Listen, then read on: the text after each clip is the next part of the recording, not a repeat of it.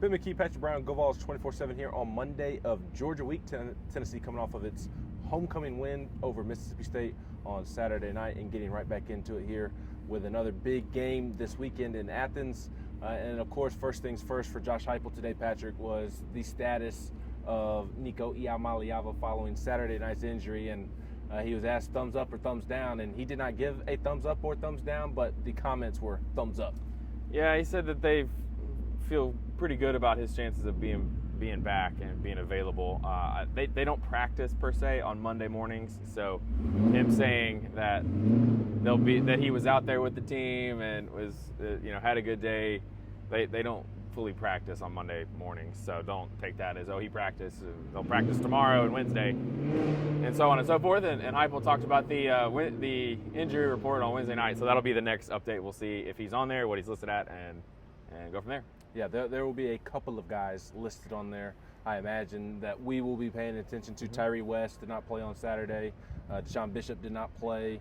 Dante Thornton will probably be on there, although Josh Heupel said he does anticipate Dante being ready to go this weekend. Andre Karich. The injury list is not going to be Ole Miss long, but it will be longer than we have seen probably up until this point. And it is critical that Tennessee gets the majority of those guys back. And it does seem to be more on the positive end than on the negative end. It seems like the vast majority of those guys will be back. Deshaun Bishop probably the biggest question mark out of the bunch that we are talking about. And it's important because this is obviously a big game with SEC title implications on the line and college football playoff implications. Yeah, Ben, you need all hands on deck. So even if you're not, no one's 100% at this time of the year. It's your 10th game. It's been a grueling season. Tennessee's played several SEC games in a row. They did have an open 8 in there. But yeah, to your point, I mean, this is a huge opportunity game for this team, really for this program. I mean, you go down to Athens and win, you're going to have one foot in the door for the SEC championship game, where Tennessee hasn't been since 2007.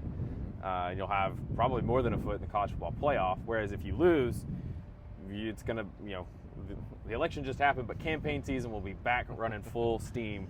Because there could be several 10-2 teams in the SEC vying for only so many spots in the 12-team field, and it'll be a beauty contest of who beat who lost to who, all that stuff. So, but Tennessee can eradicate all of that if they go down there and win. Obviously, it's easier said than done. They've not played well against Georgia under Josh Heupel. They went down there 2 years ago and kind of got overwhelmed by the atmosphere.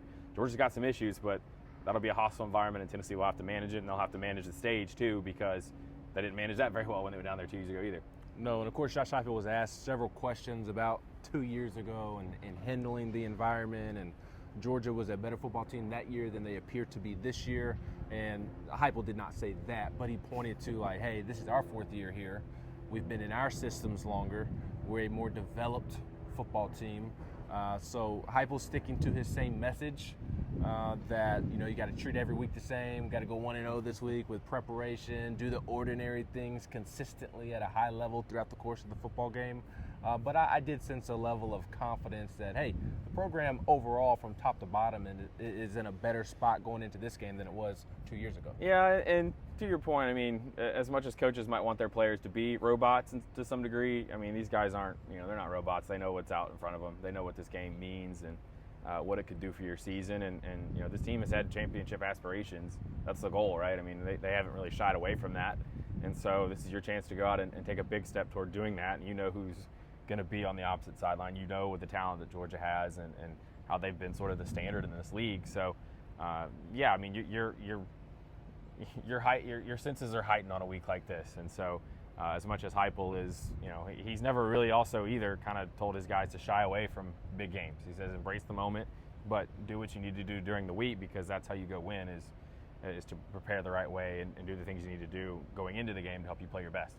We also spoke with Dominic Bailey and Will Brooks, 2 defensive players, and there continues to be a conversation that while the overall numbers look good, you only allowed 14 points to Mississippi State. I believe Mississippi State's passing yards on Saturday were the second fewest that Tennessee has allowed. Under 100, yeah, this season. So there's still a lot of good. Don't get it twisted defensively. And you watch the way Georgia's offensive line played in Oxford, and that makes you feel really good about this game. But there is no doubt that in order to win on Saturday, Tennessee's going to have to be cleaner in its rush defense. Yeah, they've allowed season highs in rushing yards the past 2 games. I think Kentucky went for 168, Mississippi State went for 179, and I think there's been about a dozen runs of like 10+ yards, and Tennessee had allowed, I don't even think, twice that in the first however many games. So they've got to get that short up. I think some of the issues the other night were just Mississippi State ran into some light boxes and guys weren't getting off blocks, but they need that defensive line to be disruptive. I think that's where it starts. Then the linebackers have to be able to get off blocks. They have to be able to shoot gaps and beat those offensive linemen to those spots to where they don't get gobbled up, to where it's, you spring a run and it's a 10-yard run and you're hoping that you can make a open field tackle to not let it be a longer one. So that's a big issue, I think, for this defense that they've got to solve. But they continue to make the kind of plays like you touched on: sacks, turnovers, third down stops. Have been, I think, they're second in the country in third down defense. So they're doing a lot of good things, but certainly that'll be an emphasis this week to try to solve those issues. Yeah, and we will have Tennessee-Georgia coverage all week long at GoVols247.com. He's Patrick Brown. I'm Ben McKee.